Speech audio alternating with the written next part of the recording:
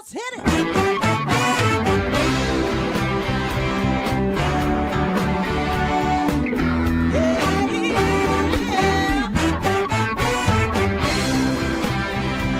Well, hi, everyone, and welcome to Alzheimer Speaks Radio. I'm your host, Lori LeBay, and I'm so excited that you're joining us today. We are going to have a fascinating conversation, as usual, as we learn from people all around the world at all ages and stages of life. Stay tuned as we shift our dementia care from crisis to comfort. Here we go. What you think about, you will bring about dementia change. We will. Well, hi, everyone, and welcome back to Alzheimer Speaks Radio. Today, we are partnering with the Roseville Alzheimer's and Dementia Community Action Team out of Roseville, Minnesota. They are a wonderful resource for care partners and professionals and those living with a diagnosis. So again, thank you for joining us today.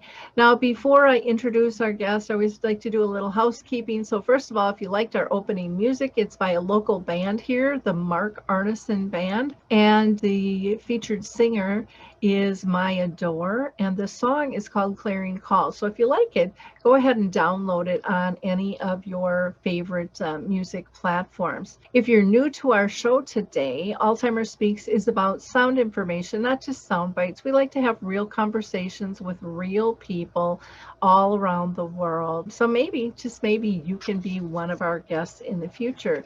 If you have a story or a thought, maybe you have a service, product, or tool, please reach out to me. I would love to learn more. Now, I do want to give a shout out to Dementia Map, which is the global resource directory and events calendar that we launched the end of last year. We are growing every day. I'm really excited about that, so check that out.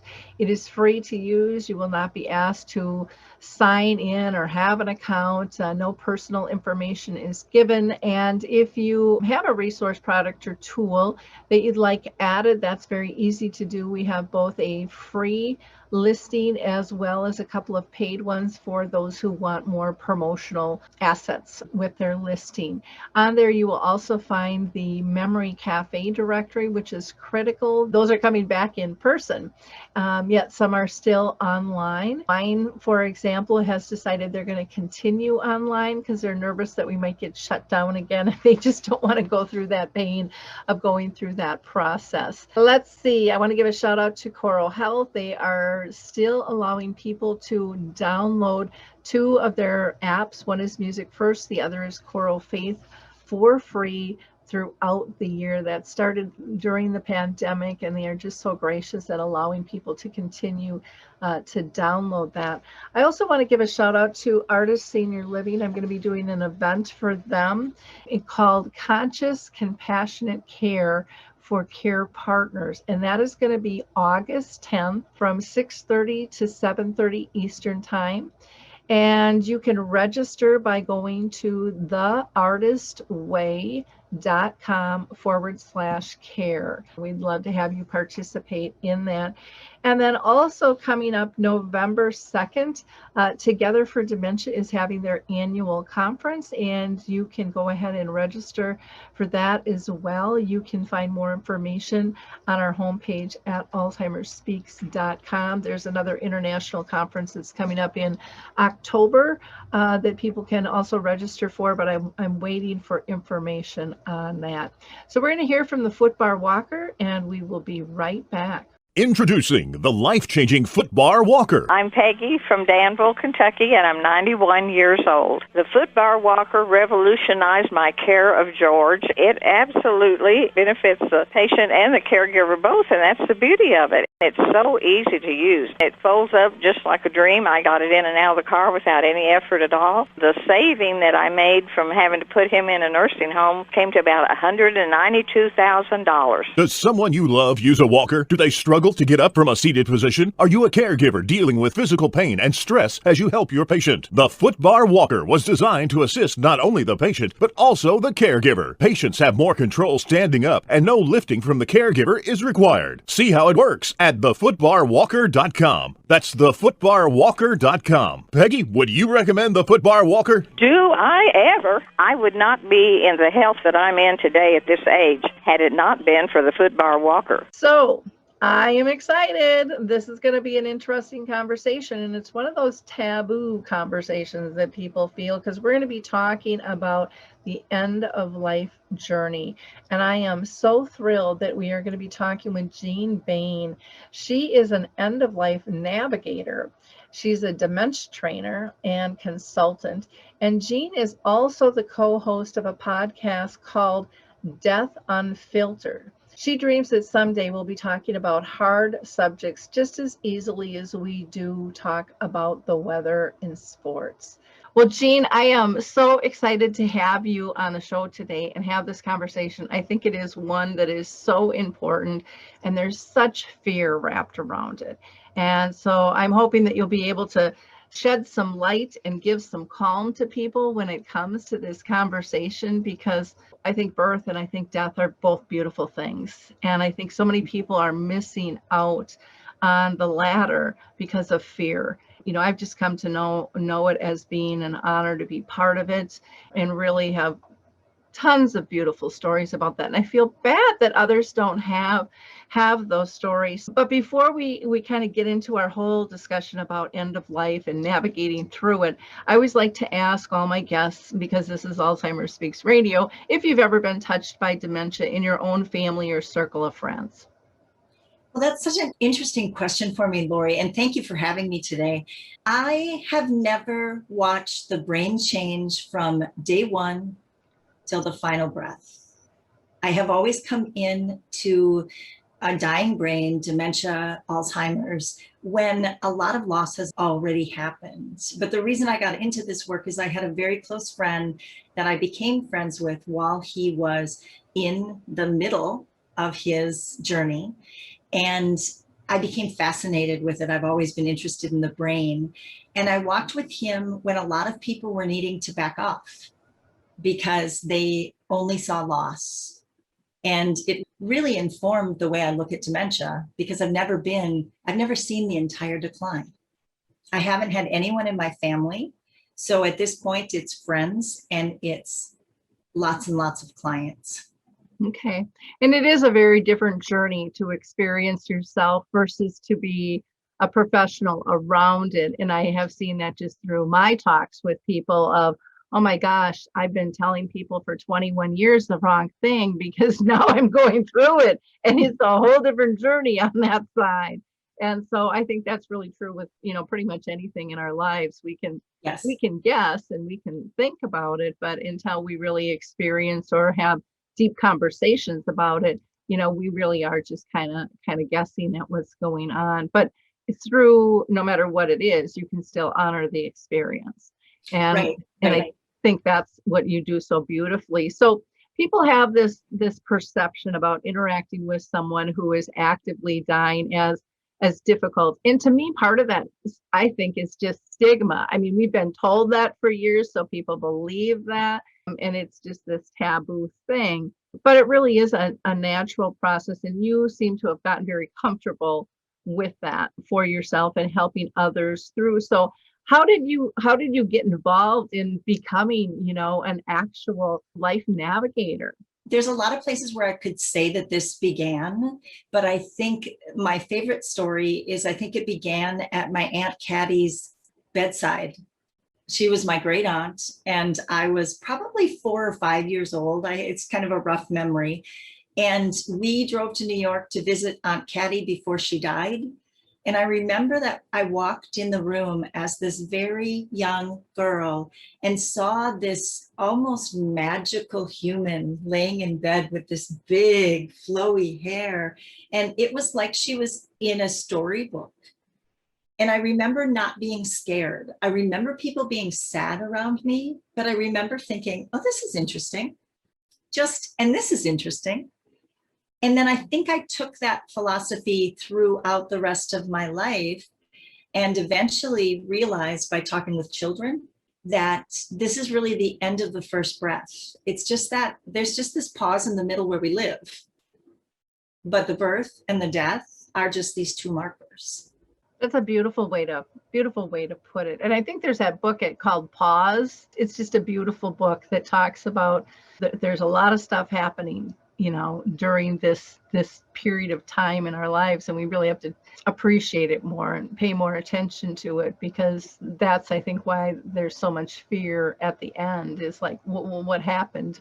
Did I really live the life that I wanted to live? And all those other questions and so forth. Now, you talk that people can do lots of preparations, when it comes to the healthcare directives and the wills and the prepaid burials. And I mean, there's all kinds of paperwork to keep us busy.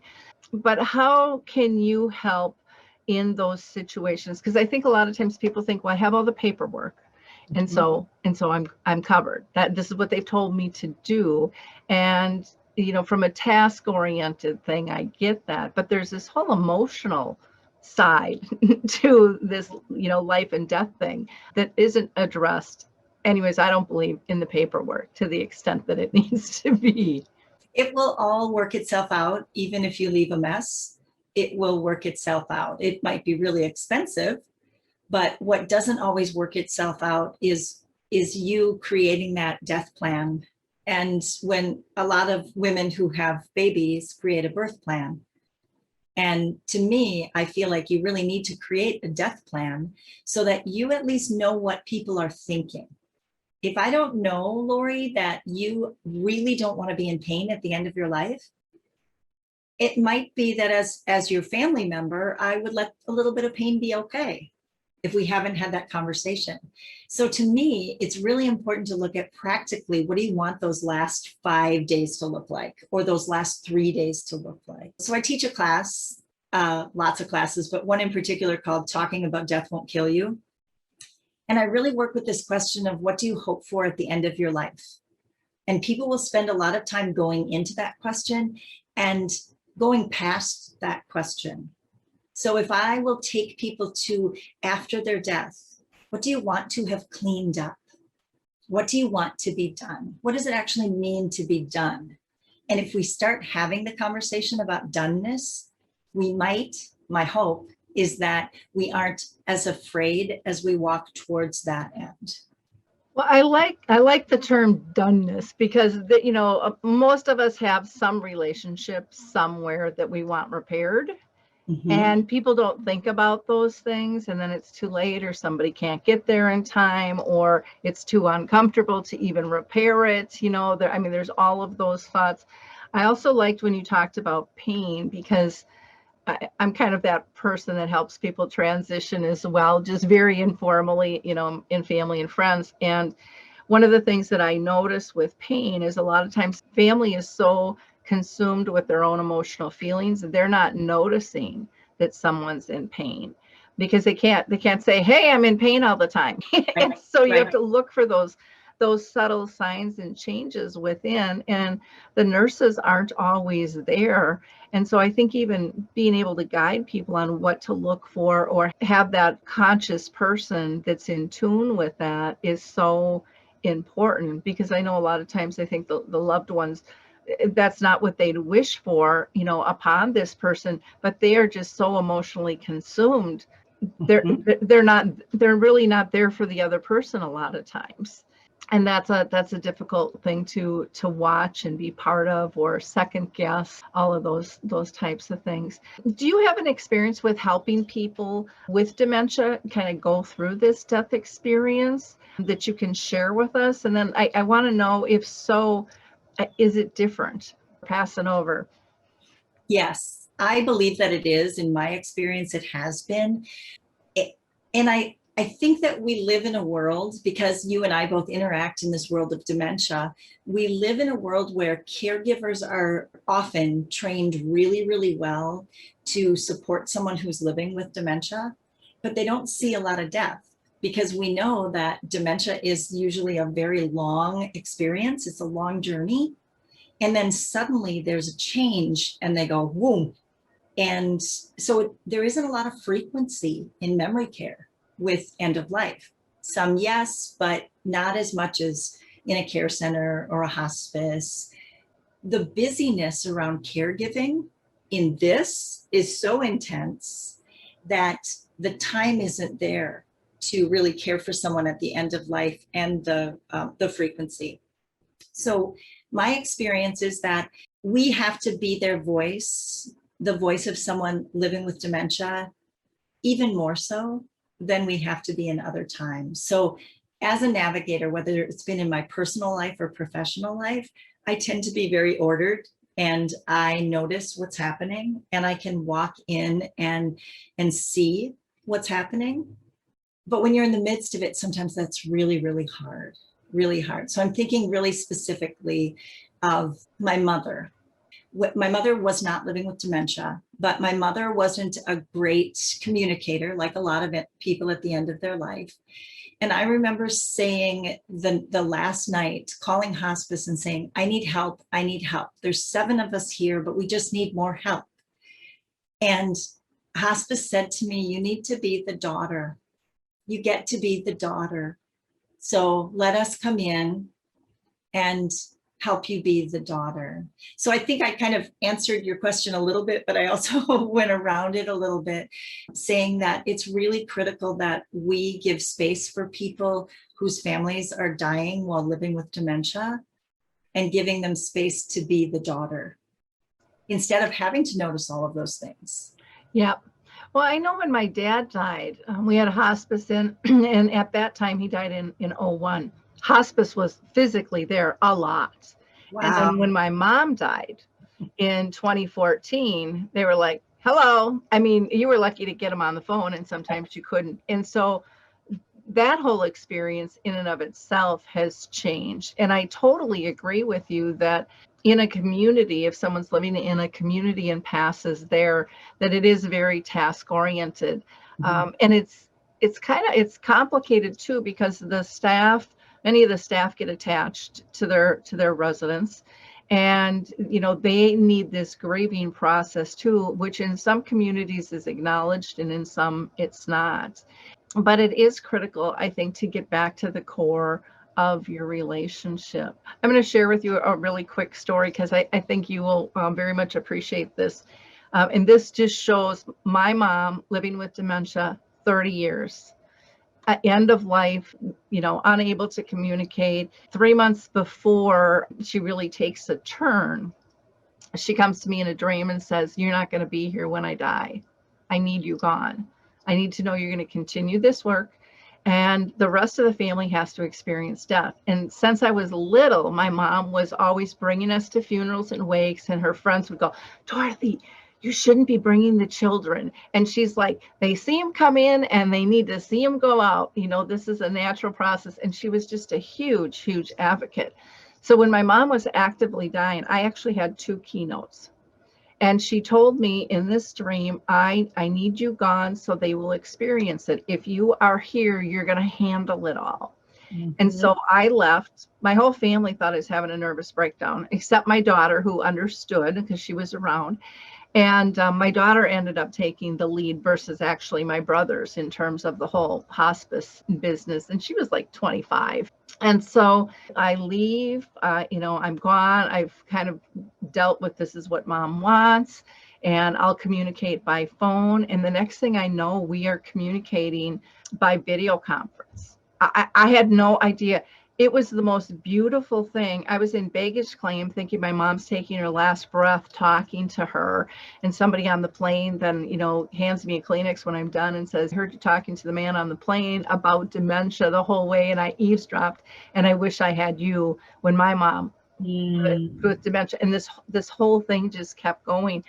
I got in on the last rites. I was able to, I have an older brother that kind of has an edge to him and every now and then needs to get put in place. I could do that through video. Nice.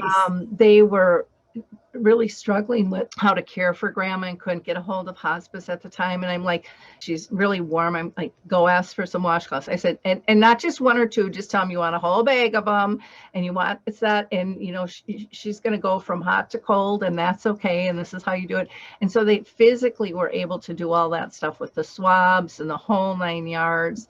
And it was just a beautiful thing to be able to be away, but still be present, and yet let them be able to physically experience. The last thing I want to tell you about this story is when I went to do my first keynote, I called my mom and I said, hey, we're in this together. That's our deal.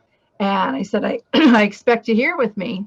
And I go to walk up on stage and I tripped on the steps. I didn't fall, but I tripped and I looked up and all I saw was bright white lights. And at that moment, I didn't know if she had passed or if she came. Do my keynote. I get off the stage 2 hours later. I call and my daughter goes, Mom, it was the strangest thing. And I said, well, why is that? And she said, as soon as you hung up the phone and telling Grandma to get there, her body got so hot and so red and we could not cool her down. And she said, she just now has cooled down. It's been about 10 minutes. And I said, that's when I got off the stage. So, you know, our connections there's so many powerful connections that I didn't know existed until I stepped into, I want to help with this process. What a learning experience and what a great comfort to know that you are still connected at that level, and so powerful. And I'm sure you have a zillion stories like that. Yes, and I want to tell you that I would have loved to have known Dorothy. How great. What a great human. Yeah, she was pretty special, and still connected to her this day. And same with my dad. You know, when he died, I put my hand on him. I felt him go up my arm, the electricity. And I'm telling my brother, touch him. And my brother's like, what? He didn't feel anything. And to this day, I can still feel the electricity of his energy just leaving his body and going through me. I mean, it was just incredible. Love about the story is that she told you had to step away in order for them to step forward, which is really my stretch. I can do that with clients. I can't do it so much with family, but that she told you and that you listened. Yep. Because so many of us, even people who professionally work in death care, will walk in thinking they need to be there for the death. And we're all there for the death. We're all there for the death, whether we're physically present or not. And we're all there through the dying process, whether we're physically present or not. Because if you're connected, you're connected. Yep. I really do believe that. Now, one of the things, you are actually a certified PAC member. And for those of you that don't know, that is a positive approach to care trainer and consultant through Teepa Snow, who, if you don't know Teepa and you're in the world of dementia or dealing with it, you need to, because she's just filled with tons of great information. But I want to know, you know, what part of the training, or was there a part of the training through Teepa that really helped you as a death navigator? Boy, you know, I got involved in Teepa because in Teepa's work, because I was helping this friend with the end of his life. And I had a conversation with a friend who's a social worker. And she said, you talk like Teepa Snow. And I said, well, who's Teepa Snow? And she said, you have to learn about it and you have to study with her. This is after my one experience with someone who was living with dementia. And I made so many mistakes, but I kept the spirit of walking in and honoring what was still there. And I think that theme of let's honor who this person is, regardless of how much the brain has failed, regardless of what is missing, let's go into what's still there. And I think to have that affirmed, because I was already walking in that energy, to have that affirmed was really, really beautiful. Of course, all of the knowledge and the brain information and all of that has been really, really helpful. But I think to just know that I'm with people and interacting with people who get it, who get where I'm coming from, has been the best part of the training of all. Well, Really. and it is a beautiful thing. I mean, just think for anybody, dementia or not, it's nice to be accepted for who you are.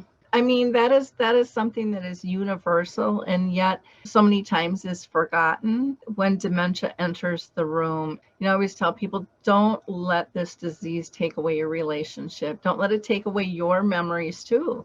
You are capable of still holding on to all the pieces, and if we're honest and we look in the mirror, we're not the person we used to be either. No. And so there are going to be people that are disappointed in us and feel a loss for us too, because we've changed. I mean, that's just human nature. Yes. You know, we move along the path. That's interesting what you took away from that, and just being reaffirmed. And I think anytime we are reaffirmed in what we're doing, it makes us stronger and better at our work. What about when a caregiver or a spouse or a family member passes? You know, a lot of times that is really difficult for somebody with dementia. So the person with dementia is still living, but their care partner may have passed, or, you know, it could be a child, it could be a friend. Sometimes there's some delusions, responses are different, understanding is different. What do you recommend in that case? Well, the first thing I'd like to say about that is this word delusion. It's got kind of a non-positive view to it. And I want to just set that off to the side and say, what if delusion is just a different time and space? And what TIPA would tell us, of course, is that everybody gets to grieve once. So people deserve to know that their spouse died or that their son died. But if they've gone through that grieving process and have had that information, we don't need to consistently remind them or ever remind them, because they are living in a time and space in that moment where that person is still here. So I always recommend to people, or what I do myself, is to say, tell me about your mom, or what's your favorite memory about your mom? Or I'll say something like, I remember your mom became an engineer. Could you tell me about that? And suddenly that person who's living with dementia is right here in that story and in that memory and in that heart space of connecting with their mother. So we're really meeting the need of grief without them knowing that there's grief there. Yeah, that's a question I get asked all the time. I remember I was out in New Jersey one time speaking, and we were having a conversation, came up in the training, and a woman came up to me afterwards and she said, I will not lie to my mother. My dad is gone, and I will not lie to her if she asks. And I said, you know, it is your choice on how you want to handle this. You were asking me how to not have your mom be upset. And every time you tell her, she's upset. So to me, the question is really, are you going to live in your mom's world or your world? And is the priority to keep her safe, happy, and pain-free, or to tell the truth so that apparently you can sleep at night, you know, because that's kind of what it came down to. And I told her, I said, my family struggled with that too. When my dad died, no one told us how to handle this at all. And so we had no idea. And even during the funeral, you know, my mom was there and she was gracious and she was caring for everybody else because that was my mother. And no one thought she had dementia. They're like, well, you know, Laura, you're crazy. Look at her. And I'm like, yes, she's having a moment of clarity on this level, but she is disassociated from that is her husband in the cast. And people didn't really see the difference in that. Afterwards, she would sometimes ask, where's dad? And initially we would say he's passed, you know, and then she would go through this horrendous grief. And then we felt horrible, and yet we didn't know what else to do. And then pretty soon we just kind of figured out by ourselves, well, you know, dad just stepped out. You'll see him in a while, you know, because eventually we're all going to heaven and we'll connect again, you know. And that was kind of our little white lie or our fiblet. And there were moments too where you talk about delusions, where my mom, and this is what I loved about where she lived, is when she would be speaking to people from the past who have been long gone, they could have easily said, okay, she's crackers, we need a medication, she's not thinking clearly, and they didn't do that. And I don't know if that was partially because I was very adamant that, again, she was peaceful and she was content. She wasn't hurting anybody. But I truly believe she was having conversations on the other side. And, everybody has their right to their own belief. But that gave me comfort. And maybe that statement's more about me than my mom. I don't know. But again, she was comfortable. And I think that is kind of a key element. But I do think that we really need to train families more on what are some of the options and some skill sets when this happens, because so often a care partner will pass away before the person with dementia. We have to be prepared for that because, when you lose a family member, I mean, typically that's pretty traumatic, and everybody is in a lot of ways busy caring for their own emotional needs and going through their own grieving process. And I think the person with dementia can often get overlooked, like, well, they don't really understand, or they'll forget, and that their grief isn't as important as everyone else's, that it's somehow different. And I don't think that that's intentional, but I think that happens a lot. When you think about the trauma of hearing about someone who has died and how that's here and you have to work your way out of it and let go of it, and then 3 days later you ask where your mom is or your husband is, and then we say, well, he died, I'm sorry to have to tell you, then we're back in this, and it becomes this seesaw of back and forth, and nobody's body needs that. Your body doesn't have to experience that. Mine doesn't. But somehow some families and caregivers think it's really important to reorient people back to their surroundings. Mm-hmm. And I don't care if someone's living in a care center and they think they're living in a resort somewhere. I'm going to go be in the resort because that's a lot more fun. And it's more fun for me, and it's more fun for that person who's living with dementia. Well, and what you did in terms of your redirection was tell me about this. Now you're enhancing and living a wonderful memory instead of the grief. And even just when you look at death and how we're looking at things, I mean, even calling it a celebration of life is sharing those memories, sharing those things that make us laugh and give us comfort and know that we loved and were loved. That's a whole different experience. When my dad died, I remember, and I had never felt this before, but I spun on his. I was there, and it was a brilliant experience. And then, like I said, I felt the energy go up my arm, but I kept reliving that over and over and over and over. And finally, I went and talked to somebody. I said, I need to stop this. It's just stopping me. I mean, I feel like I'm losing my breath, my focus and everything, and I can't get out of this spiral. And I think that helped me too with Mom to understand that I didn't want her to go through that. And for whatever reason with my dad, I wasn't able to break out of that on my own initially. And I think some people do grieve like that, where they just can't let go and they re-experience all the time. And that can be so greatly painful and just inhibiting in terms of who you are as a person. One of the things that I have learned in my process is turning my grief kind of upside down, explaining, and I had to do this for myself initially, and now I share it with others, but that no matter how bad you're hurting, you couldn't hurt that bad if you first didn't have great love. So many people never have that level of love. And so I turn it into, how lucky am I to hurt this bad?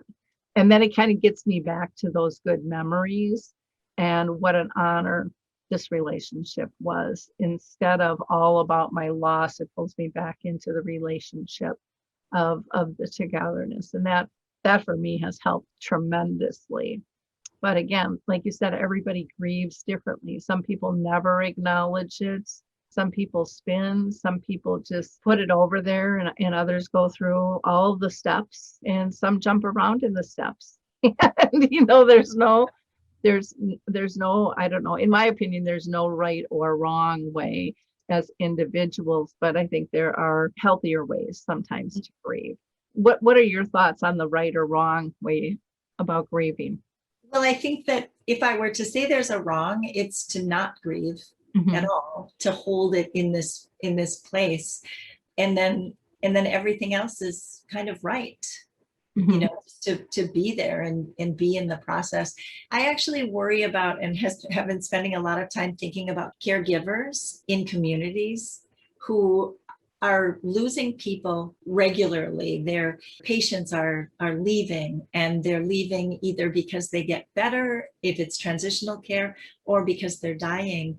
And I would love to see communities, and Minnesota in particular, I would love to see communities really focusing on the grief of the paid caregivers. Mhm. I don't, especially in memory care and dementia care, those caregivers are hopefully staying with people for the length of their journey or a very long time in their journey. And then these people die, and my heart just breaks watching the staff grieve privately, Mhm. really have a hard time. And I would love to see us celebrate that a little bit. So that great love that you had for this person you were caring for, how can those people be involved in that grieving process? Because usually it's just family Yeah. or friends. And as a caregiver or a care partner that is a paid caregiver, I feel like there's not that venue for it right now. Yeah, I think a lot of times with family too, they don't always know all the paid care partners that are there. You know, with my mom, she had lived in her community for 14 years, so I mean, they were welcomed in, you know, and but they would ask, and everyone's like, "Yes, come Yeah. on in, Barb," giving hugs and thanking them for their work. Other communities will have like little ceremonies where they'll get a white rose and they'll put it on the bed, but is that enough? And then some will do kind of like a monthly ceremony for all those that have passed. But that can get confusing, especially in a dementia neighborhood, in terms of what are they really, where are they? You know, is this a birthday party or what's this really Right. about? I think that there really needs to be, in my opinion, even more with the staff in terms of, you know, a lot of times even like through shift changes, they typically focus, and some will argue this, but I've seen it way too much and I've heard it too, you know, so much from staff, is they focus on problems. This was an issue with so and so, this was an issue with so and so. But to be able to talk about the good that has happened and the pieces of the relationship, I think would be really healthy to incorporate on a daily basis, and then add into that when someone passes. What's your greatest memory? And Yeah. just because what a nice way to honor them and to honor their relationship as well. And I think it helps people in the care community, because some, you know, some staff are there, if we like it or not, for a paycheck. Mhm. They're not really relationship based, but having that process might get them to think of, what do I want to remember here? And we might be able to change their focus a little bit too, in terms I of think- that they can still get something out of these relationships. And we might be able to up the staff retention, Exactly. which is a buzzword, but it's also really important to all of us, especially those of us who have family members who are going to live in communities and need care. We really want to focus on how can we keep people. Yep. Well, and you know, appreciating cultural differences. And I'll go back to when my mom died. A woman had called like 4 months ahead, wanted to have dinner with me while I was out in Arizona speaking. And you know, I didn't know my mom was dying at that point. She actually was with me at dinner and watched my mom take her last breath. And Mm. she was of India descent. And she said, "Lori, this is the greatest honor in my culture." And she said, "I will go home tonight." This, I still get teary. And she says, "I will go home tonight. I will cleanse my body, and I will go to my altar, and I will light a candle for the next 90 days and pray for your family." Oh, beautiful. To learn that that's what they do and how they honor life, and that she would do that for me, a perfect stranger, Yeah. was just really something. And then of course she had to add something kind of funny in it. And she says, and there will be a baby born in your family. And I'm like, well, no, my daughter, they're not planning on one. And our joke was Danielle got pregnant, grandma wanted back in, you know, so that was kind of our personal family joke. But to this day, we're still friends. I mean, the honor of that relationship and what we can learn from different cultures and ways people grieve and support people through that. To me, that was just a really a beautiful thing and such an honor to learn and to be part of. And I think there's so much of that that can be shared within staff, within family, if we just have these conversations, if we're not so scared about them. Now, Jeanne, you are also a certified TRE, which is a tension and trauma releasing exercise provider, which I think is brilliant. Just hearing that, I want to hear more about what is that and how do you use these exercises in end of life situations and with whom? When I first started getting certified, when I first started practicing TRE, I was doing it for myself. And I walk into a lot of situations where there's a lot of overwhelm. And it's easy for me because I am a little slippery or in terms of empathy.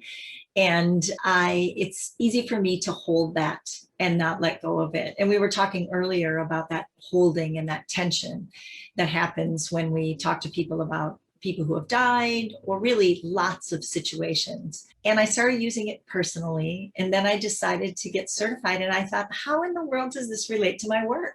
And I would labor over how do I force this in? And then I started realizing that it actually really just is my work. Because if you look at dementia and you look at end of life, there's so much happening in the emotional system of the body, which is part of the nervous system of the body.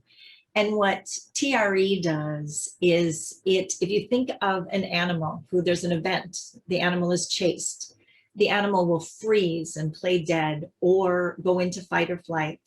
And then the animal will shake and release and go on to its next thing. And children do the same thing. So as adults, we really don't. If we start to shake because we're scared, or we're giving a speech and we shake, or if we are really scared of a medical procedure and we shake, we pathologize that. We say, oh, she's nervous, she's this, she's that. And the way that I am able to frame nervousness, anxiety, and fear around the end of life and around dementia is because of TRE. So I don't pathologize shaking, even if someone is living with Parkinson's, even if they are having certain dying happening in the brain, which is causing them to do this. I will actually go in and say to someone, oh, it looks like you're shaking a little bit. Can I shake with you? And they'll shake and they'll feel better because they just let it go. Well, and that makes a lot of sense. And again, you're not making fun. They know it's been recognized. They don't have to try. Sometimes they're trying to hide it. And then that, I would imagine, makes that even worse. And when you talked about empathy in a room, and sometimes you can absorb all those emotions and things, I'm like that too. And for me, I have learned, and this sounds really goofy, but I had to stop going to church for a while because sometimes I would just start crying and I would have greeters coming up, are you okay? And I'm like, this is not mine. I really don't know what's going on, but I'm really fine, but I couldn't stop. I started like just squeezing a Kleenex in my hand and visualizing it going away. And so now I don't need a Kleenex in my hand, but I'll just squeeze. If you ever see me squeeze in my hand, it's because I have too much emotion in my body and I'm just trying to release it. Nice. Because it's making me go sideways basically. And I think a lot of us feel that, but a lot of people don't even know what's happening. So even just having a conversation about being able to absorb other people's pain or angst makes a big difference. And I love when you said about the shaking, just recognizing it and becoming part of it, becoming one with it, so that it's not an anxious thing anymore. Seeing that it has a purpose. So the shaking is actually your nervous system trying to rewrite itself. So it's off. And now it's going to find rightness. So if we can celebrate the tremor instead of shutting the tremor down, what will happen next? And that's kind of the curiosity I stay in, especially if I'm working with people who are approaching their death, because they often want to hold things in and not talk to their care partners and their loved ones. And they keep a lot of things in. Well, what if they can let go of that? Yep. And a little bit. And have you found that to be able to work with a person with dementia? Because it sounds like you don't really have to even explain what you're doing. It's just kind of a natural thing that occurs when you join in. Well, what do we do when we see people's hands shaking? Quite often, we go in and we hold the hand. Yep. Stop it. So lately, I've been doing this. Okay. And then I talk about the cake, and I say, "This is really good." And even if you just look at my face, instead of doing hi here, sometimes, and this is seated, and I'm not trying to get anything other than connection.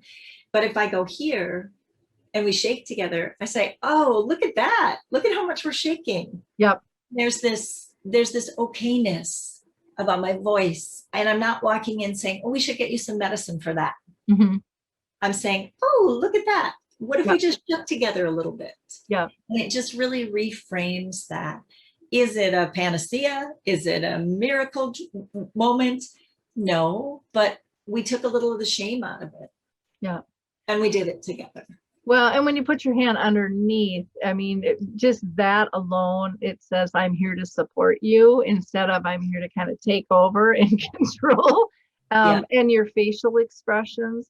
And I think that that's something that so many people don't understand, is that people with dementia still read and rely on facial expressions, reading lips. They're taking all of that in. And, what I have found, and I don't know if you have found this, and I don't have anything scientific, this is just from my experience, but I have found when there is a deficit in one area, the other senses kind of come more alive and take over. And even just in hospice too, with the death and dying, a lot of times people go, "They can't hear me, their eyes aren't open." It's like, well, they're not paying attention to me. And really learning just to speak your truth or be in their presence, that they know. Yes. They know.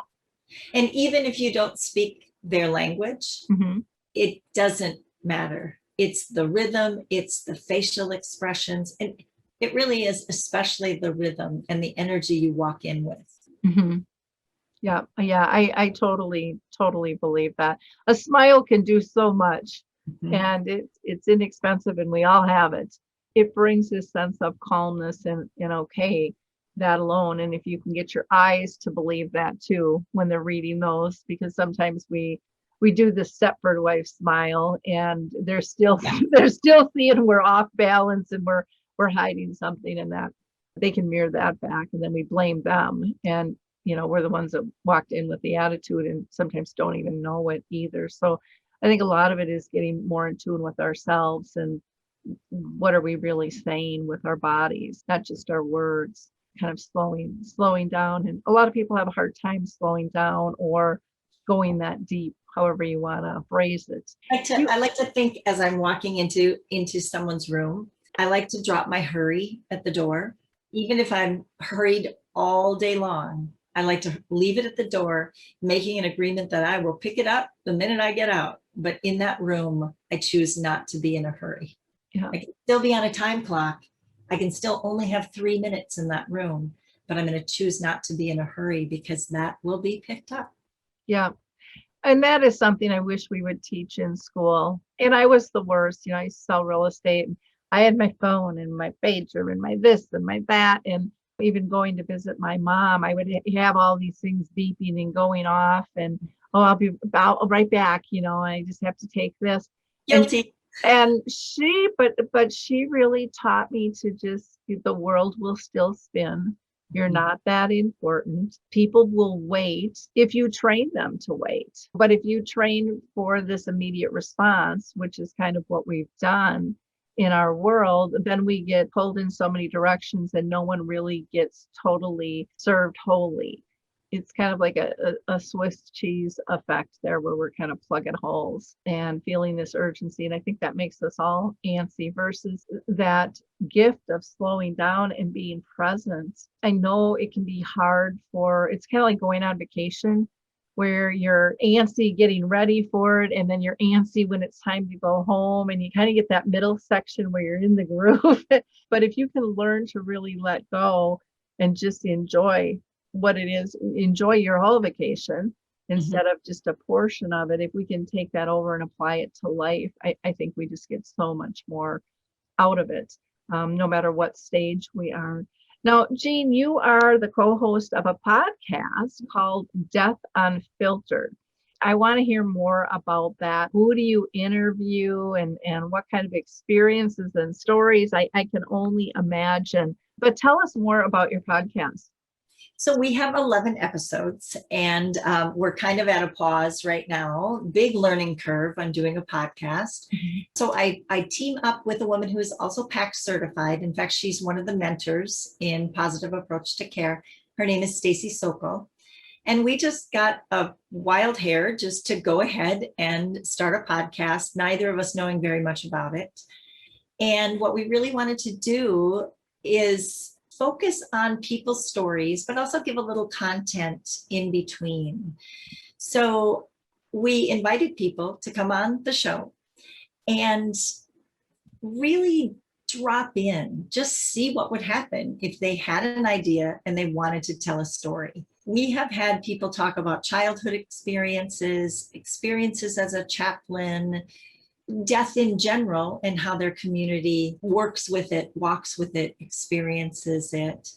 We had someone on the show who had lost her dad recently to COVID. So we're doing all the way back to childhood and all the way recent with COVID. And to me, it's just been an amazing gift to listen to the stories and the comments that we've gotten from other people about these stories. And I'm a storyteller by nature. So I do creative writing, and I teach creative writing and legacy writing. And I also do improv. So I believe that our stories, whether true or not, can have a huge impact on our bodies. Oh, I totally believe that. And I mean, some of the stories out there I have just some hilarious ones. I have some that have just taken my breath away. I remember when my husband's mom was dying, and we had gone up to the lake, and she told us to leave because she was in and out with emphysema in the hospital constantly. We get all the way up to the lake, and then knock on the door. You better get back in town. And we go back in town. At this time, I guess we weren't married yet. We were just engaged. And my husband was Catholic, and I made the assumption his mom was Catholic. And I was in the room, or I was outside the room, and the nurse said, would she like her last rites? And I said, yeah, I think so. And Tom was just really intense with his mom there, and he's holding her hand. And the priest comes into the room and stands at the end of the bed. And here she's whispering, barely breathing. And all of a sudden she takes her arm and just belts him with her fist and says, "You son of a bitch, I'm not ready to go yet." Tom doesn't even know the priest is at the end of the bed. And she gets up and she grabs her oxygen and she does a jig to the bathroom. I mean, it was just like not ready to go. And Wow. and we were just like all in shock. And then Tom realized the priest was there, and he's like, "Well, no wonder she's not Catholic." And that's not her belief. And I said, "I am so sorry." But for me, one of the beautiful things I got out of this was I had always heard how lively and vibrant his mom was, and I only knew her being ill. And in that moment, I got to see the real Helen. Beautiful. Beautiful. But yeah, there are so many things that can happen on so many levels, big and small, quiet and soft, that can be so impactful to a person's life in trying to honor that process. And like I said, I was trying to honor Helen. I just didn't know I was way off on that one. But you learn, you know. Well, and how healing and releasing to tell the story. Yep. Here was my little faux pas, but oh my gosh, what beauty and joy you got out of that. Yeah. Well, in the whole family, we told them the story, and everybody just cracked up, and that's like, that's mom. That's mom. So it ended up being a really nice memory. She lived 2 more days, which allowed more people to come in because they really didn't think she was going to make it, the rest of the day. Yeah, it's just funny how things happen. And that funny is so important. Mm-hmm. It's so important paired with hospice, because we don't stop with humor just because we're dying. Yeah. And I think that there's this stillness and quietness and somberness that we put on the process. But someday I want to do a whole stand-up routine just of the hilarious things that I've experienced in hospice. Yep. Because I think it releases that tension. It can be awesome. Oh, I totally agree. And to me, that's like the number one thing I look for in a relationship is humor. And to give that up, I mean, that is such a tremendous loss. You know, it rewires our brain and our physiology, the whole 9 yards. You know, it's typically those humor or those comfort things that we choose to remember that really soften our heart and get us to say, how lucky was I? Mm-hmm. Well, Jeanne, this has just been a wonderful conversation. As usual, the hour just blows on by. I want to make sure that people know how to get a hold of you. So you have a website, Be Love Minnesota, MN for Minnesota, belovemn.com. And then you also have, if you go to your About Jeanne page, they can really get in-depth information there. By email, they can send you contact@belovemn.com. And did you want to give a phone number out too? Sure, I can do that. It's 612-475-5465. Wonderful. Well, Jeanne Bain, thank you so much. Keep up the great work. I know you're making a huge difference. You did just in mine during this hour with your gift of love and insight regarding end of life. So thank you. Thank you. It's just been a pleasure, Lori. It's great to finally meet you and to be able to share stories together. So thank you. Wonderful. For our audience, please like, click, and share. This was a great conversation. Don't keep it to yourself. One of the biggest gifts we can give people is education and conversation regarding various things regarding dementia. This is an important piece that not only can help you with someone with dementia, but anybody in your life at all. How do we stay connected? How do we be graceful? How do we maintain someone's wishes? And how do we process our grief? I mean, we covered a lot in this hour. I'm sure you've got stories to share as well. And maybe you're going to want to reach out to Jeanne to share your story on her podcast if you're looking for future guests too. Thank you all again and have a wonderful week, and we'll talk soon. Bye now.